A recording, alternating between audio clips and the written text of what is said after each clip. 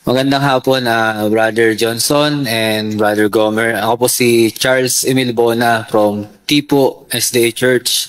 So ang katanungan ko po ay medyo nakakatakot pero sana maging parang for awareness din.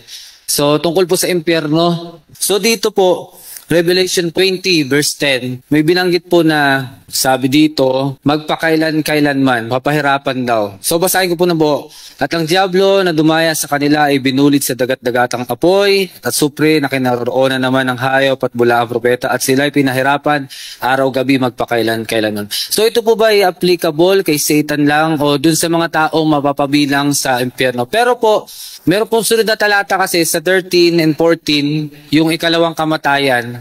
So ano po ba yung katotohanan behind dito po sa mga verses na to? Totoo po ba na magpakailanman or applicable lang kay Satan yun or hindi po mapapabilang yung mga katulad nating tao? Huwag naman po sana mangyari mga kapatid. Ayun po, salamat. Ang gusto niyo po bang itanong ay yung apoy ba ang magpakailanman? Yun po ba ang ibig sabihin? Yung pagpapahirap po ba? Yung pagpapahirap. Kung forever siya. Kung forever pa, yan. Thank you po. Kung forever bang pahihirapan. Ano? So basahin po natin ang John 3:16. Tingnan po ninyo mga kapatid. Sapagkat gayon na lamang ang pagsinta ng Diyos sa sanglibutan na ibinigay niya ang kanyang bugtong na anak upang ang sinumang sa kanya'y sumampalataya ay huwag mapahamak kundi magkaroon ng buhay na walang hanggan. Tingnan po natin sa English para at least po ay makita po natin ano. Kasi dito pa lang ay masasagot na po yung tanong kung yan ho ba ay magpakailanman. For God so loved the world that He gave His only begotten Son, that whosoever believeth in Him should not perish.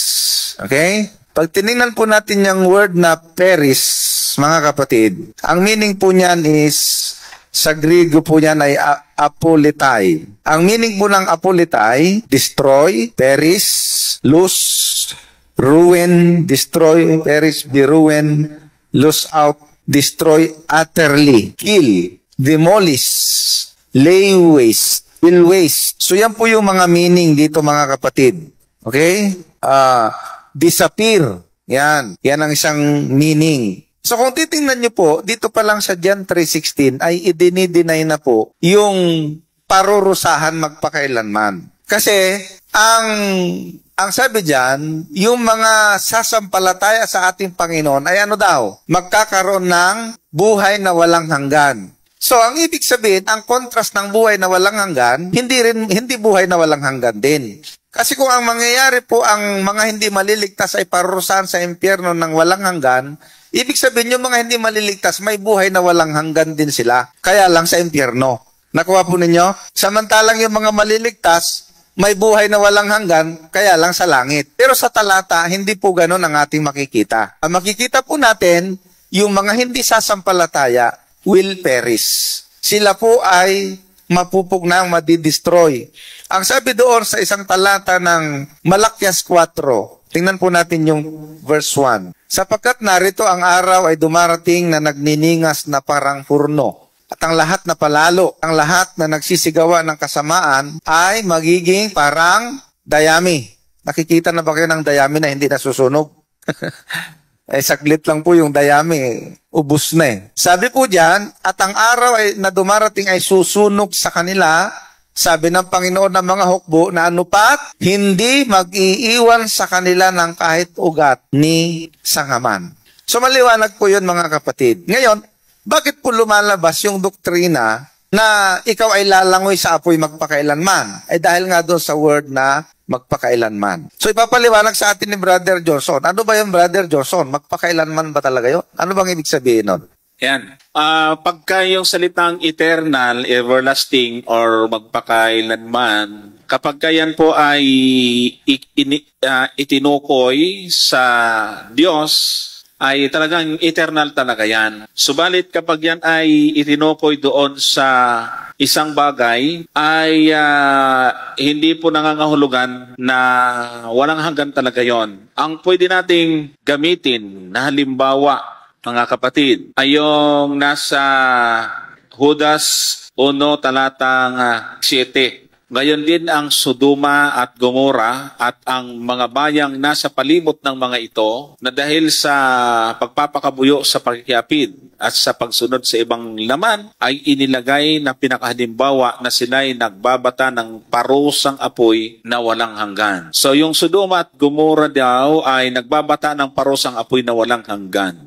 Pero maaga namang namatay yung apoy sa Sodoma at Gomora. So bakit ginamitan ng walang hanggan? Kasi yung ibig sabihin niyan, yung word na eternal is yung epekto noon, kasi pagka habang hindi pa tapos ang sinusunog, habang at may natitira, tuloy-tuloy yung apoy. Pero pag naubos na, ay wala na po yon. Kaya nga ang mga makasalanan sa Revelation ay mamamatay sa ikalawang kamatayan. Marami pong talata ang mababasa po natin na binanggit ang ikalawang kamatayan sa aklat ng Apokalipsis. Sa chapter 2 verse 11 ay ganito yung ating mababasa. Revelation 2 chapter 2 verse 11, ang may pakinig ay makinig sa sinasabi ng Espiritu sa mga iglesia. Ang magtagumpay ay hindi parurusahan sa ikalawang kamatayan. Kung hindi naman namamatay, hindi kamatayan. Hindi ikalawang kamatayan. Sa chapter 20 verse 6, dyan din, nanggit uli yan, yung ikalawang kamatayan. Mapalad at banal ang makalakip sa unang pagkabuhay na mag-uli. Sa mga ito'y walang kapangyarihan ang ikalawang kamatayan. Ayan.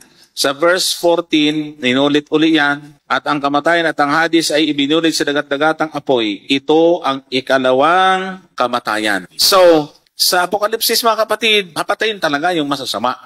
So, ang everlasting, ang eternal doon, yung parusa. Tama. Yun ang wala pong... Kasi po yung mamamatay sa impyerno, hindi na muling mabubuhay po yun. Ang epekto noon, ang walang hanggan. Hindi yung eternal fire. No, kasi may second death. Correct. Okay. At ang sabi ay, ang kabayaran ng kasalanan ay kamatayan, hindi buhay na walang hanggan sa impyerno. Kasi yung iba, ganun eh. Ang kabayaran ng kasalanan ay buhay na walang hanggan sa impyerno.